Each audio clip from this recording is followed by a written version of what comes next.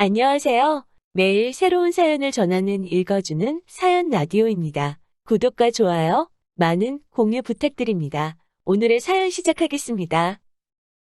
안녕하세요. 저는 29살 직장 다니는 여자입니다. 전 남자친구와는 연애를 대학교 다니던 시절부터 7년이라는 긴 시간 동안 연애를 했습니다. 학교도 같은 학교를 나왔고, 취직 준비할 때도 같은 학원이나 스터디 그룹 다니며 오랜 시간 함께 했어요. 서로 대학교 졸업 후에 1년 정도 좋은 직장 잡기 위해 취직 준비를 하는 기간을 가졌고, 그때는 서로 공부하고 자격증 따는데 바빴지만, 말한 대로 같이 그룹 스터디 다니면서 데이트와 공부를 병행하면서 계속 만났습니다. 20대 중반을 넘어가고 서로 취직한 이후에도 계속 만났으니 주변 지인들도 당연히 저희가 미래에 결혼을 할 거라 믿었고 그 생각은 저도 남자친구도 똑같았어요. 오랜 시간을 같이 지낸 만큼 제가 남자친구에 대해 많은 걸 알고 있다 그렇게 생각했는데 정말 맘먹고 숨긴다면 알 수가 없는 것 같습니다. 저랑 긴 만남을 가져온 남자친구가 정상인지 아닌지 알 수 있는 방법이 있는지 말이에요. 연애할 때야 여자친구한테 못하는 남자친구 어디 있겠어요. 어머니를 끔찍히 아끼는 효자인 건 알고 있었지만 그렇게 효도에 얽매여 있는 그런 사람이라고는 생각도 한 적 없었거든요. 효자인 게 나쁜 게 아니에요. 저도 제 스스로 저를 효녀라고 칭하니 조금 부끄럽기는 하지만 부모한테 잘하기 싫은 자식도 세상에 어디 있겠어요? 둘 다 홀어머니 밑에서 자라왔고 취직 후에 각자 어머니에게 생활비주로 돈 보내고 있습니다. 그동안은 연애만 하고 있었지만 서로 나이도 있고 주변 사람들이 저희들에게 너네 결혼은 언제 할 예정이냐는 질문을 하도 많이 받다 보니 자연스럽게 우리 둘 사이에서도 슬슬 결혼 이야기가 오가기 시작했어요. 서로에 대해서 속속들이 알고 있었기 때문에 모아둔 돈이 얼마 있네 이런 이야기는 하지 않았습니다. 그런데 남자친구가 어느 날 갑자기 결혼에 대해 이야기하면서 저한테 딱 하나만 들어달라는 부탁을 해왔습니다. 자기가 집도 해오고 다 해온다고 혼수나 예단 이런 것도 다 필요 없답니다. 단 하나, 자기 어머니를 모시고 사는 것, 이거 하나뿐이라고 하더라고요. 너무 당당하게 그 정도는 쉽지 않겠냐고 물어보길래 어이가 없었어요. 그게 뭐가 쉽냐? 결혼 조건 중에 제일 어려운 게 아니냐고 장난치지 말라고 되받아쳤죠. 서로 다른 직장을 다니며 회사 가까운 곳으로 자리 잡아 둘 다 자취를 하고 있는 상황이었거든요. 남자친구 어머님이 사는 곳이 두 사람 다니는 직장에서도 가까운 곳이 아닌데 그 집에 들어가서 살자는 겁니다. 가구나 가전제품 및 살림살이들은 서로가 쓰던 것들이 있으니 그걸 가져오면 되고 그 외에 필요한 것들은 자기가 다 해오겠다고요. 제가 부탁을 들어줘야 하는 상황이니까 맨몸으로 시집오라고 합니다. 쉽다고 말했으면서 자기가 엄청 어려운 부탁하는 건 알고 있기는 하더라고요. 둘 다 비슷한 회사 다니면서 월급도 비슷하게 받고 있는 상황이었기 때문에 저도 할 말은 해야겠다 싶더라고요. 엄마 집으로 들어가서 사는 거면 집은 나도 해올 수 있고 침대며 필요한 혼수들도 전부 제가 해올 능력 된다고요. 그래서 반대로 저도 남자친구한테 물어봤어요. 너가 해올 것들 내가 다 해올 수 있는데 그러면 반대로 우리 부모님 모시고 살 수 있냐고요. 침대 하나만 사오면 부모님 모시고 살 수 있는 거냐고 물어봤어요. 그랬더니 자기가 무슨 침대 하나만 들고 결혼하려고 했는 줄 아냐면서 저보고 비하기 심하다고 하네요. 애초에 신혼생활부터 우리 엄마가 됐든 너네 엄마가 됐든 학가에서 살 생각 전혀 없었다고. 혹시나 만약에 나중에 둘 중에 어느 한 분이라도 나이 드셔서 거동이 힘들거나 상황이 안 좋아지면 모를까? 아직 우리 엄마나 너네 엄마나 다 한참 떼시고 일도 하고 계시는데 우리가 왜 신혼부터 모시고 살 생각을 하고 있어야 되냐고. 나는 그렇게 못하겠다. 솔직한 마음을 이야기했어요. 그랬더니 남자친구가 저한테 그래? 그럼 너는 나랑 결혼 못하겠네. 이렇게 자신있게 대답하더라고요. 그때 느꼈어요. 이 사람이 말하는 게 떠보는 게 아니고 진심이라는 걸요. 무슨 면접 보는 것도 아니고 아무리 몇 년을 연애해왔지만 결혼의 자격을 자기 입으로 논하는 게 어이가 없었죠. 부모님 안 모시고 산다면 결혼을 안 하려고 하는 거냐 물었더니 다른 건 몰라도 그것만큼은 양보를 못 하겠다고 하더라고요. 그래서 저도 알겠다고 그러면 둘 다 더 이상 시간 낭비할 게 뭐 있냐고 이만 헤어지자고 강수를 뒀어요. 그러니까 정말 입가에 거품을 물면서 저한테 뭐라 하더라고요. 저보고 이상한 억지 부리지 말라면서 말입니다. 너네 집이 엄청난 부자라면 모를까? 일반적으로 보면 대한민국에서 처가살이 하는 남자보단 남자 쪽 부모님 모시고 사는 비율이 더 높다고. 그만큼 부모에 대한 봉양 의무는 남자한테 있는 거나 마찬가지라고. 이제 막 군대 전역해서 대학생활 다시 시작한 제 남동생까지 들먹이면서 너네 부모님은 나중에 제 동생이 모시면 되는 거 아니냐고 하더라고요. 우리가 만나온 게 벌써 몇 년째인데 너가 이런 사람인 줄 진작에 알았다면 애초에 저랑 그렇게 길게 만나지도 않았을 거라고. 자기가 사람 보는 눈이 없어서 시간 낭비했다는 식으로 말을 하더라고요. 저도 남자친구한테 나도 너가 그런 생각 가지고 있는 사람인 줄 몰랐다고. 피차 시간 낭비한 건 너나 나나 똑같은데 뭘 그렇게 손해본 것처럼 말하느냐 대판 싸웠어요. 서로 의견이 좁혀지지 않고 언성만 높아지고 있으니 더 이상 말할 가치도 없다는 생각에 이제 그만 헤어지는 게 서로를 위해서 더 좋지 않겠냐는 식으로 대화를 해나갔습니다. 이런 일로 헤어지게 되는 건 안타깝지만 그래도 여태 만나온 시간이 있는데 마지막 모습 이렇게 싸우고 끝내지 말자고요. 결국 7년 연애의 종지부를 찍게 되었네요. 앞서 말씀드렸다시피 같은 대학교 나오면서 취직 준비도 같이 했기 때문에 주변 인맥도 비슷해요. 저희들 오래 알고 봐온 사람들 많고 그 사람들 당연히 저희가 결혼하는 걸로 알고 있었을 테니 헤어지는 이유 솔직하게 말하면 주변 사람들한테 너가 욕먹을 거라고. 그러니까 그냥 오래 만나면서 성격 차이 같은 게 있었는데 그걸 이유로 헤어진 걸로 하자고 제가 제안을 했어요. 남자친구도 주변 사람들이 저희들에게 기대하던 모습을 익히 알고 있었기 때문에 남자친구도 그렇게 말을 맞추자는 부분에 대해서는 동의를 했습니다. 그렇게 저희는 헤어지고 무슨 일 때문에 헤어진 거냐 묻는 주변 사람들 질문에 저는 약속한 대로 남자친구와의 성격 차이 때문에 오랫동안 숙고하다가 결국 서로 좋은 모습으로 헤어지게 되었다는 식으로 이야기했습니다. 그런데 어느 날 제 친구가 저한테 진지한 표정으로 물어보더라고요. 너네 헤어진 이유가 성격 차이 때문이 아니라 너가 양보를 안 해서 헤어진 거라며? 라고 말입니다. 조금 쎄한 느낌을 받아서 그게 무슨 소리냐? 자초지종을 물어봤더니 다른 게 아니라 이놈이 지인들에게 애시당초 우리가 서로 합의한 대로 말하지 않고 없던 사실도 있던 것처럼 부풀려서 온갖 거짓말이랑 거짓말은 다 했더라고요.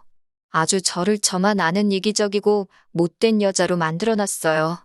듣자 하니 남자친구가 부모님을 모시고 사는 건 어떻겠냐고 지나가는 말로 떠보듯이 이야기한 거랍니다. 그런데 제가 온갖 욕이란 욕은 다 하면서 헤어지자고 했다고 하더라고요. 제가 시집갈 때 모아놓은 돈은 다 우리 엄마 드리고 저는 몸만 올 거라고 했다고까지 하네요. 그래서 자기가 집도 다 해오고 혼수까지 다 해오기로 했는데 혼자서 그걸 다 하려면 조금 모자라서 자기 엄마 집을 팔아 자금을 만들어서 학가를 하는 방법이 생각나 그건 어떨까 하는 생각에 지나가는 말로 떠보듯이 물어본 건데 제가 양보는 하나도 안 해주고 시엄마를 어떻게 모시고 사냐 하면서 그건 죽어도 하기 싫다고 했다고. 그래서 저를 다시 보게 되었고 결혼 상대로 삼을 사람은 못 되는 것 같다며 그래서 자기가 먼저 저한테 헤어지자고 했다네요. 심지어 저는 여태 모은 돈을 결혼하면 엄마에게 준다고 했다더군요. 그러고 나서 얼마 뒤에는 또 제가 혼수 정도는 해올 테니 다시 만나달라고까지 남자친구한테 매달렸답니다. 그런데도 혼수해오는 조건으로 시어머니 모시고 살지 않는 걸 조건으로 걸었다고 하네요. 저를 7년이나 사귀었지만 그런 사람인 줄 몰랐다고. 그래서 고민도 하지 않고 저를 차버렸다고요. 그 뒤로도 자기는 마음이 안 좋아서 맨날 술로 하루하루 보내고 하는데 저는 벌써부터 다른 남자 만나러 다니고 잘 지내는 것 같다고. 그게 자기는 너무 힘들다면서 지인들한테 술 한잔 사달라고 돌아가면서 불러놓고 똑같은 이야기를 했다네요. 그중에서도 저를 떠본 거였다는 말이 제일 어이가 없어서 그게 날 떠보려고 스쳐가는 말로 한 거였다고 물어보니 그 친구가 제게 하는 말이 제가 남자친구에게 집이며 혼수까지 자기 혼자 부담시켜 놓길래 혹시나 싶은 마음에 제가 결혼을 해도 될 만한 여자인지 아닌지 테스트를 해보려고 학가 이야기를 꺼내 저를 떠본 거라고 했다고 말을 했다고 합니다.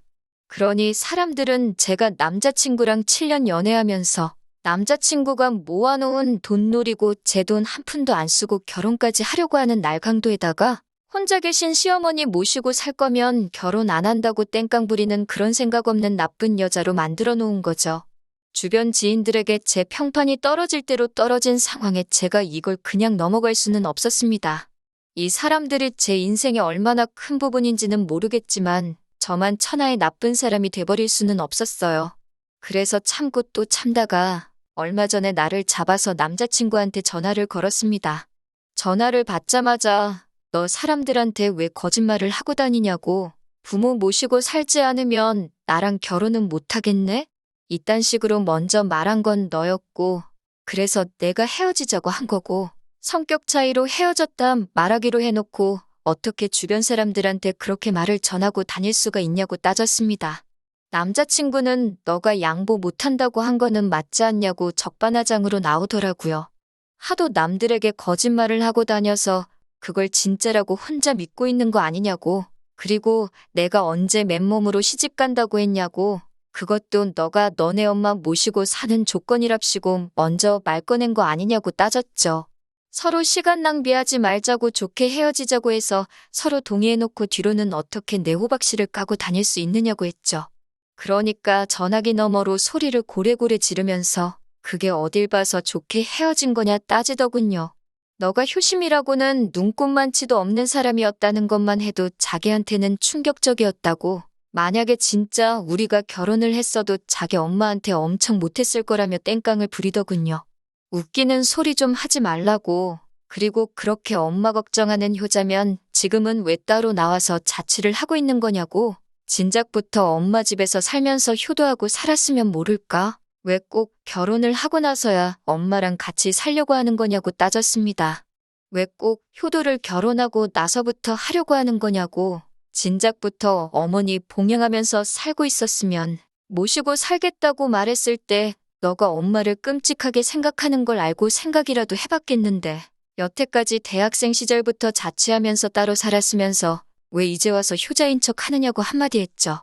그리고 합가 또한 사전에 저한테 비슷한 말 한 번 한 적이 없고, 결혼할 때 다 돼서 깜빡이도 안 켜고 일방적으로 그렇게 해야 한다 통보한 거는 너 아니냐고 계속 쏘아붙이니 자기가 주변 사람들한테 해놓은 거짓말이 앞뒤가 안 맞는다는 걸 느꼈는지 아무 말도 못하고 있더군요. 그러다 한참 뒤에야 어쨌든 너는 모시고 살 생각이 없는 거 아니냐고, 그게 이기적인 거라고 하더라고요. 여기까지 듣고 있으니 더 말할 것도 없다 생각해서 할 말 다 했다고, 뒤로는 거짓말하고 다녀도 전화기로는 솔직해줘서 고맙다고 이야기했어요. 남자친구가 무슨 소리냐고 물어보길래 몰래 준비한 깜짝 이벤트를 공개해줬습니다. 여태까지 통화한 거는 스피커폰이었고 지금 나 혼자 있는 게 아니라고요. 내 옆에 지금 너가 나에 대해 거짓말하고 다닌 사람들 전부 한자리에 모아놓고 다들 들을 수 있게 스피커폰으로 전화한 거였다고. 뒤로는 나 몰래 모두에게 거짓말하고 다녔지만 이렇게 스스로 오해 풀어줘서 고맙다고 했습니다. 지인들을 공유하다 보니 남 일에 관심 많고 여기저기 떠벌리기 좋아하는 지인들도 많았어요. 최대한 우리 공통된 지인들에게 이 모든 진실을 속속들이 알려줄 만한 사람들로 엄선해서 자리를 만들었습니다. 남자친구는 제가 저 혼자서 전화를 걸었다고 생각하고 그 사람들이 모여있는 자리에서 사건의 전말을 자기 입으로 다 불어버리고 만 것이죠. 마지막 인사로 여태 뒤에서 나 씹어대느라 술값이며 돈 좀 썼을 텐데 이렇게 스스로 오해를 다 풀어줘서 고맙다고 했어요. 그리고 앞으로 다른 사람 한 방 먹이려거든 좀 더 조심 좀 하고 머리도 좀 쓰라고 전해줬습니다. 전화기 너머로 부들대고 있는 게 다 느껴지더라고요. 다행스럽게도 전 남자친구 덕분에 땅에 떨어진 제 평판은 얼마 뒤에 다시 돌아왔어요. 뒤에서 저를 씹고 수군거리던 사람들도 제가 그럴 사람이 아니란 거 알고 있었다고 저에게 다가와 마음고생 많았다고 다독여주더라고요.